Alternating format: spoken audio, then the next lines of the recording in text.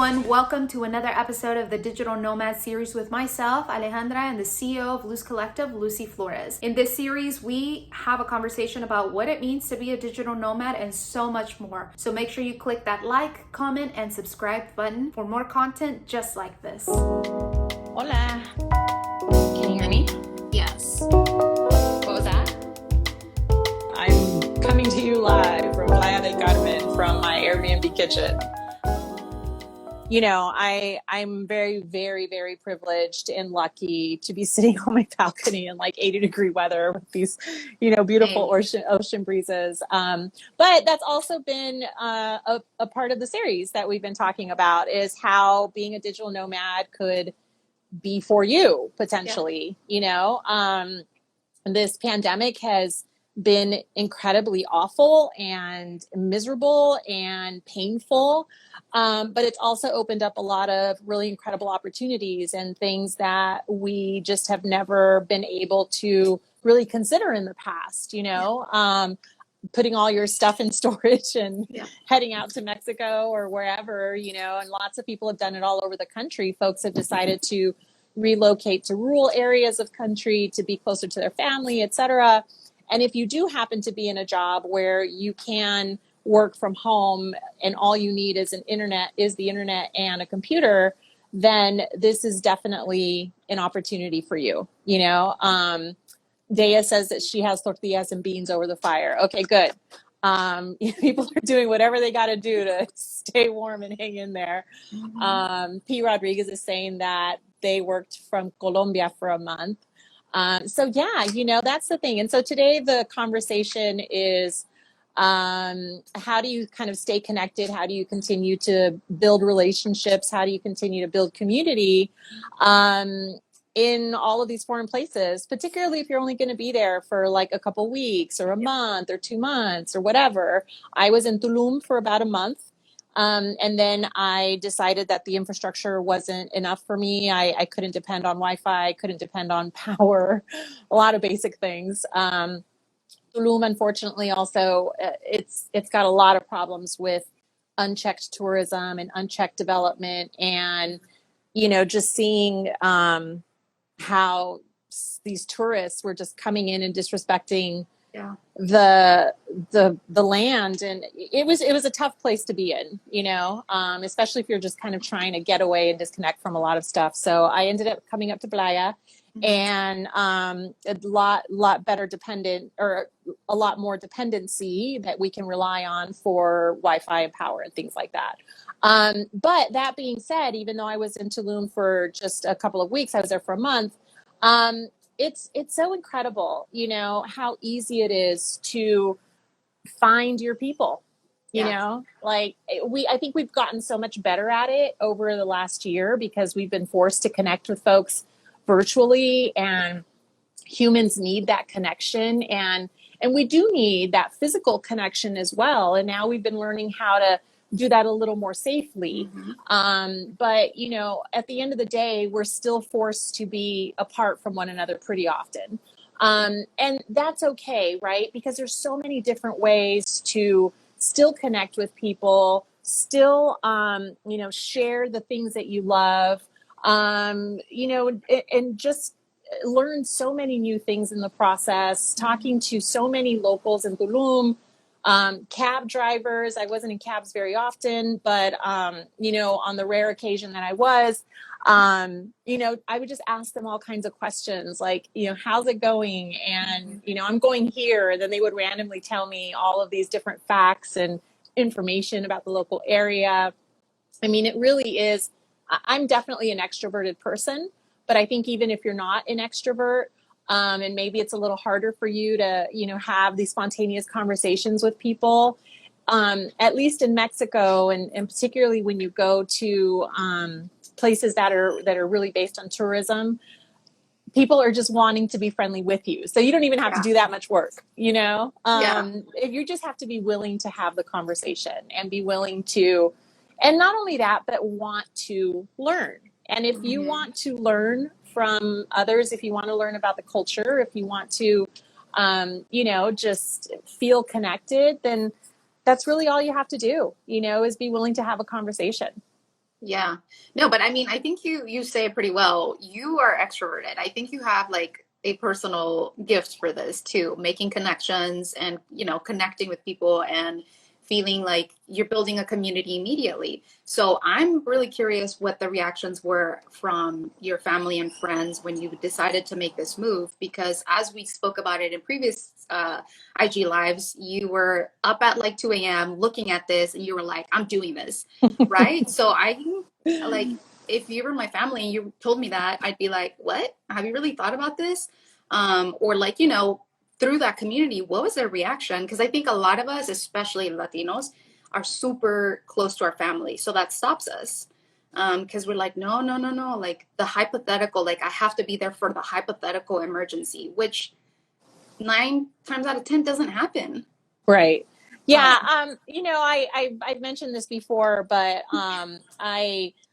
all of this came about for lots of different reasons, including the death of my father in October. And in trying to deal with that, no one was really surprised. Everybody was actually very supportive because they knew that I needed to do what I needed to do for myself and for my healing and for my journey in grief. And so, I don't, I definitely experience what a lot of, I think, folks with Latino families experience, and that when we do something that's foreign to them, when we start a business, when we decide to go to college, when we, decide to move away to another city for a job, when we decide to do all these things that they're not used to, they get scared for you. mhm. And they of course like throw a word of caution, to the wind, and they just want to, but at the end of the day, they just want to know that you're going to be safe and that you're going to be okay. And obviously they miss you, and you have to deal with stereotypes, like false narratives that exist about all of these places, including Mexico. My brother, who we grew up going to Mexico as kids, lives in Tucson, is not that far away from Mexico, was like, you're going to get kidnapped. And I was like, what? Of course I'm not going to get kidnapped. Like, that's Yeah. like Netflix narcos, that's why those shows are so harmful to us, because we think like the entire country is just run by cartels and it's just, drug dealers everywhere. And that's not the case at all. You should absolutely do your research on where you're going. You should look up local bloggers. You should look up local news. You should, do as much research as you can. And when you do that, you'll find that the story is completely different. And so, I had to set my brother straight on that, of course. But for the most part, everyone was definitely supportive. And I think that that's really the important thing here, is that when folks are considering doing something, P. Rodriguez '08 is talking about Facebook groups. Yes, totally. Yep. I joined a bunch of Nomad Facebook groups immediately, even before my day came to come to Mexico. There's so many resources out there, and that's the thing. Like I said this during the last conversation, is that we can't let fear stand in the way of moving forward on our journeys. If Yep. we do that, we don't allow ourselves to fully experience these opportunities that we can't imagine that we would even have. Mhm. Right? Like if I listen to people and I was like, oof, maybe you're right, maybe it's too dangerous, maybe whatever people are saying, um I wouldn't be 2 blocks from the beach right now while the entire country freezes. Yeah. And so I'm as I said, I'm very privileged to be here. But we also have to recognize that if you don't allow yourself this opportunity, if you don't allow yourself and encourage yourself to get past fear, then you're never going to discover what's on the other side.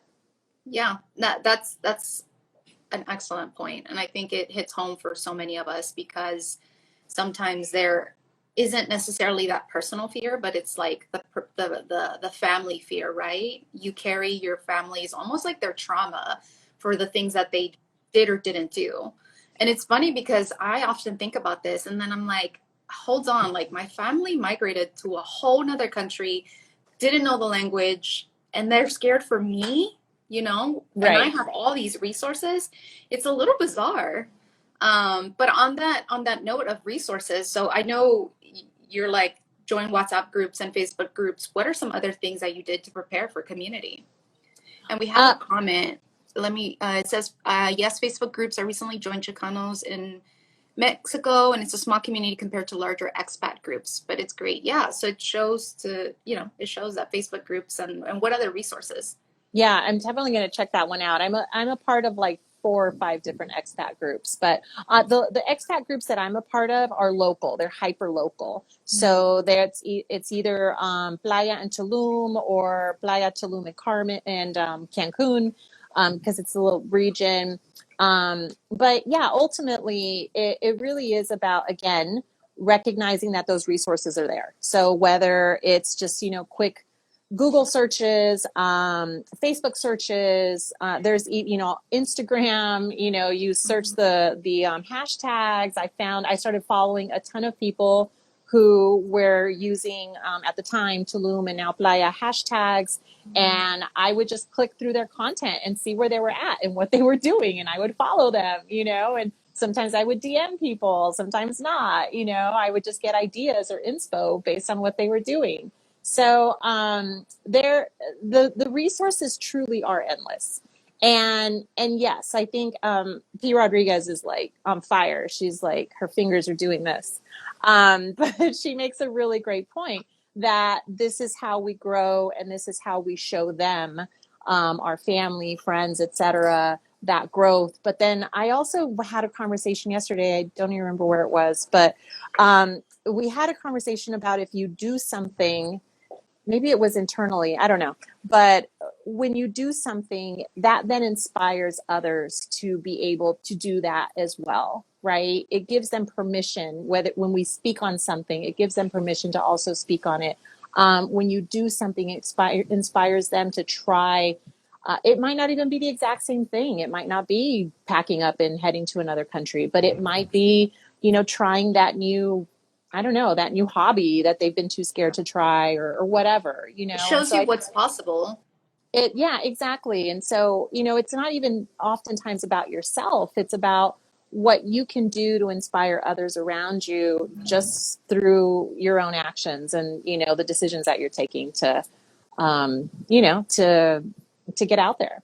Yeah. And I'm so curious, what were your expectations of meeting people or not meeting people, or that, what kind of community were you expecting?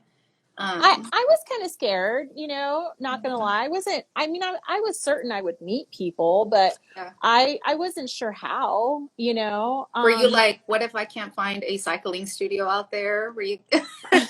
I just saw, I if y'all follow her on her personal account, she just made a great video. So I'm throwing that in there. I brought my cycle shoes because everyone who knows me knows that I'm obsessed with spin. And I was like, the likelihood of me finding a cycle studio is not very high, but I'm bringing these anyway because you never know. And but the thing is that if you are constantly in search of all of the answers Mm-hmm. before you get there, before you make a decision, you're never going to make the decision. If you're just like, I wonder how I'm going to do all of these things, but then you don't have answers for those questions or the things that you're wondering about, you're never going to move forward. And so, yeah, I had, I was like, I wasn't too concerned, but I didn't know how I was going to go about it. And so I think you just have to move forward knowing that you will figure it out. Like everyone who's listening to us, I am convinced and I'm confident that they are resilient and smart and can figure things out quickly. And so that's the thing, you will figure things out. We always do. And that's the same thing with community. You will figure out how to connect with folks, even in the pandemic, because that's exactly what we've been doing for the last year. So obviously, like when it comes to spin, I was like searching, and I finally found a place that just opened 2 months ago. So of course I was like, I am there. Turns out a young lady, she's an entrepreneur, she launched it. She was like, you know what, we're going to do this. she was able to do it indoors for just a couple weeks before the pandemic. They have colors here, semáforos. It went to orange again, which meant that a lot of stuff closed down again. And so then she had to move everything outdoors, which is fine because, like you do what you got to do. And it was really great to plug into that little community, and of course, like now they're all my besties. So I saw. That's awesome. But that's how you build community, right? So in these unexpected spaces, and I've been watching, you do your different travels around the area. How has that been for community building? As like almost like finding community in very unexpected spaces. Like visiting? Where was it that you were this past weekend? In Bacalar. Mm-hmm. Yeah, we went to Bacalar. And, the thing is that it's all a process of learning. One of the things about Bacalar that I found out was how unchecked tourism, is destroying this pristine lagoon. This lagoon has these, they're called stromalitos, that are, they're believed to be one of the first life forms in the universe, and not in the universe, but in the world, in our world. That's what was able to produce an environment that was capable of having oxygen-based life forms. The largest concentration of stromalitos are in this lagoon, Bacalar, in Mexico, in the entire world. Wow. And because of unchecked development, the lagoon is turning green. And for other reasons. A lot of rainfall has also been disturbing the balance, but unchecked tourism. And it's really hurtful to travel around to all these places and to know that feel guilty because you're now a part of it. And now you're like, oh my gosh, what am I doing? Like, I can't be a part of destroying this beautiful place. But it's not even about the beauty, right? It's about that all of this is a function of our existence. Mm-hmm. And so, being able to rally around causes, that's also another really important way to build community, right? And I did a post and talked about all of these new things that I learned. And even if, 10 people learn this new thing and somehow they become more active and more eco-conscious, then that's good, right? Yeah. Like, that's a positive thing. So, again, like it isn't about just building community with a person to person or these, your little small relationships that you might have. You can think about it even bigger than that as you're building community and awareness, through social media and in the ways that you're now passing on this new information that they might not have otherwise had. Yeah, and I mean, probably the biggest reason why we're doing this, right? Because we were working on building that community so that people understand that it's possible for them, that your life is not an exception to you. And so I do want to ask this question. It is from our audience. It says, what techniques do you both use to push past the fear out of moving out of paralysis? So analysis by paralysis, right? Like, we all deal with it. Yeah. Take it. And I appreciate that the person that Shivani says it's so much easier said than done. It's so true. I certainly don't say it without recognizing that it's practice. And I think that's what I do. You might have a different approach, Alejandra, but for me, if you just push past it once and you find out that it wasn't so bad, right? That gives you, oh yeah, they're so loud. That gives you then the confidence to try it again, right? To either try that or try something different again. And, you have to do it recognizing that it might not be exitoso, it might not be fully successful. It might not be what you thought it was going to be, but ultimately you will be better for it because you'll have more experience. You'll have a learned lesson. You'll know better for the next time. Like if you try something and it doesn't work out the way you thought it was going to be, and all you walk away from it is with a sense of failure, then we're also not going to get very far, right? Yeah. You have to look at it from the perspective of, well, what did you learn? What did we get from that experience? And can we use that experience to try it again? And I know that sounds easier said than done, because it is scary. There's a lot of things that are scary. Fear of the unknown is, yeah, it's, and also, like you said, paralysis by analysis, when you're just overthinking things. But it really is like, you have to just kind of force yourself to do it, just to start it.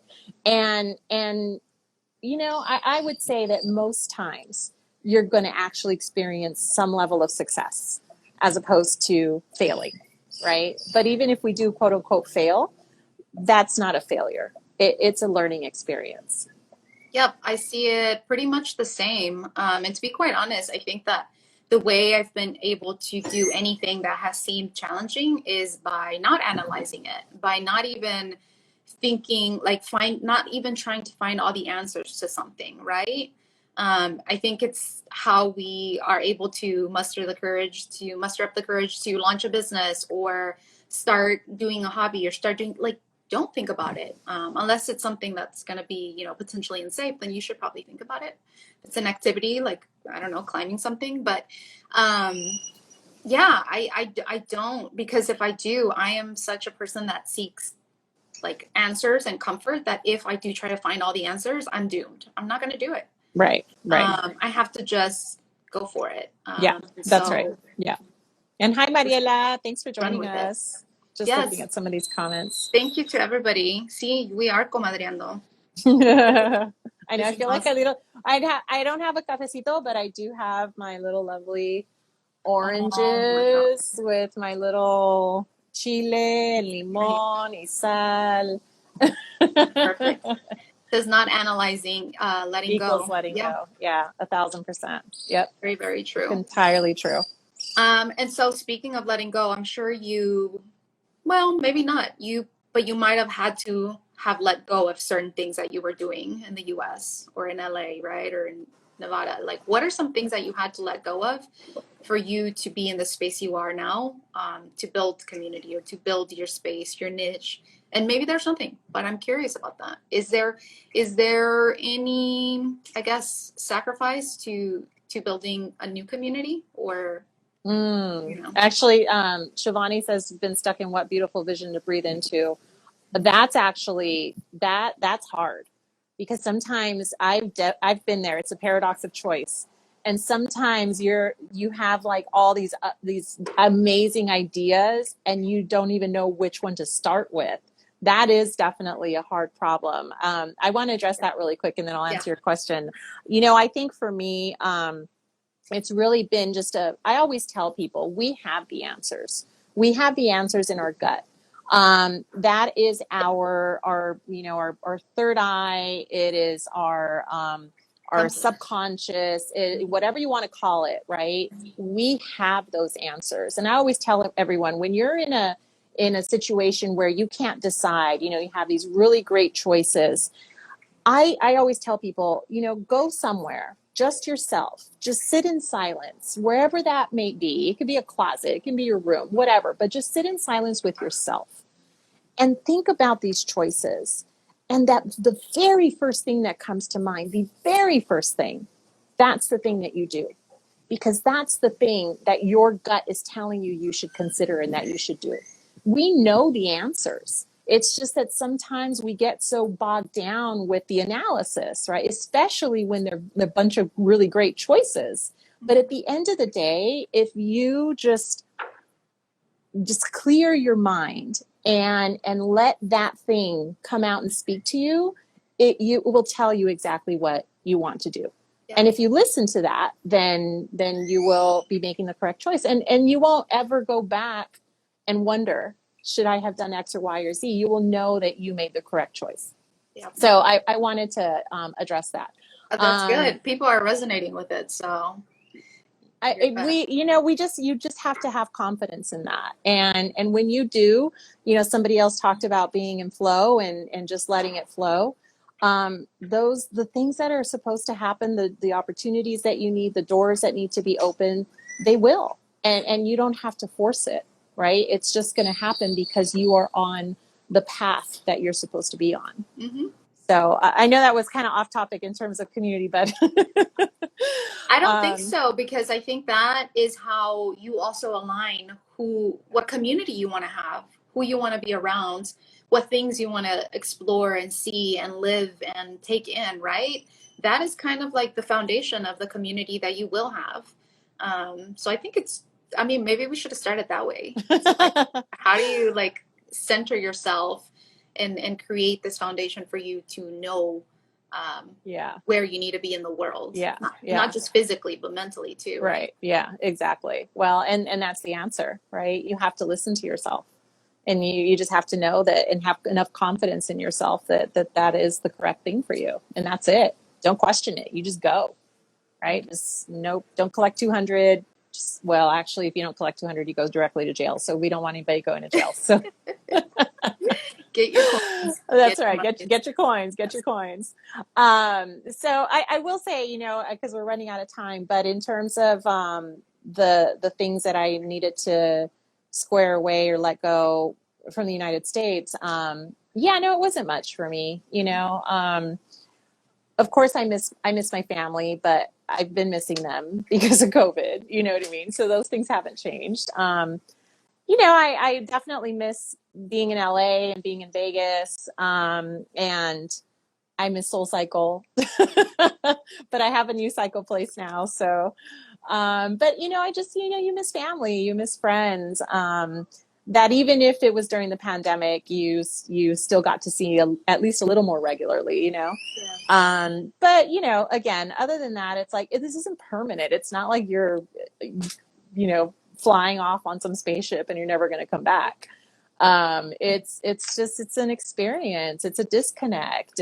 And because we can be flexible right now, you can decide if you're going to stay a couple months, if you're going to stay a year, I came intending to stay a month, and now I'm here at least until July. So, and who knows, I might not come back after that either. In fact, I was thinking of heading off to Colombia next. Had to deal with my family, my stepmom, like the head exploding, talking about how, again, I was going to get kidnapped and, cartels. Oh my God. But everybody always thinks you're going to get kidnapped no matter what foreign country you go to. But no, that other than that, it's just, you have to be, if this is what you want, again, it's about not letting these other things stop you. Mm-hmm.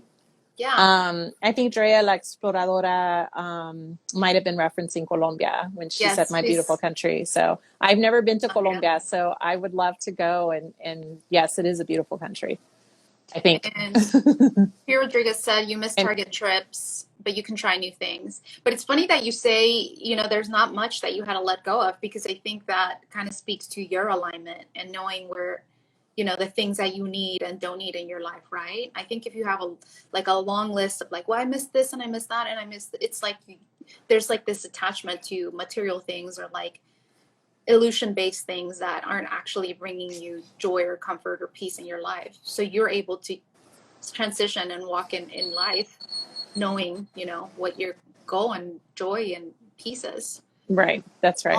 All my tíos call me so much, worried about me when I'm away for long periods. I tell them LA is worse than any country I've ever lived in.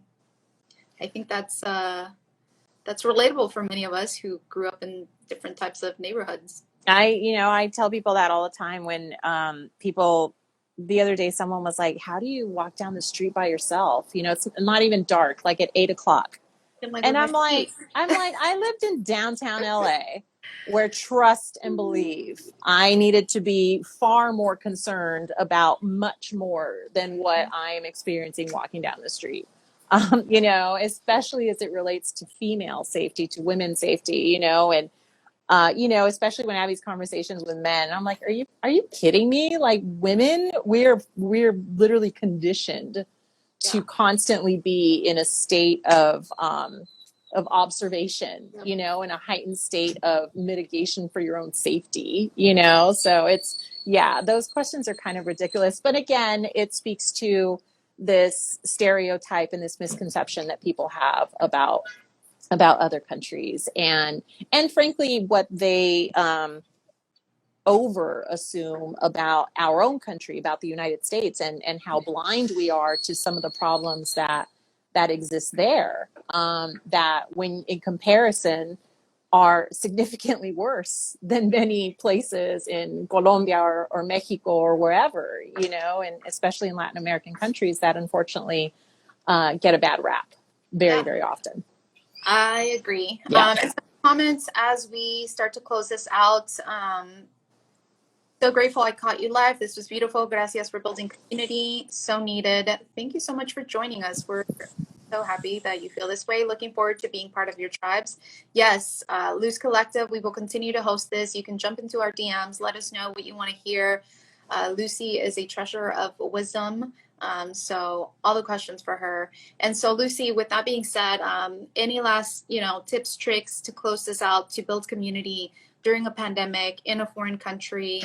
How will we know we will be okay through all of this nonsense? And how do you build that community? You're like top two things. It's just a whole lot of faith. That's it. I can't say anything else. And whatever faith means to you, it can be religious, it can be spiritual. We had a really great conversation on Clubhouse the other day. So if you all are on Clubhouse, we also have various conversations there, but we had a really amazing one on spirituality and brujeria, finding your inner bruja. It really underscored how important it is to, to stay focused, to have faith in yourself, and also in, the outcome. And that even if things are bad, and even if we're experiencing difficulty and challenges and all those things, that we will find a way. We always do.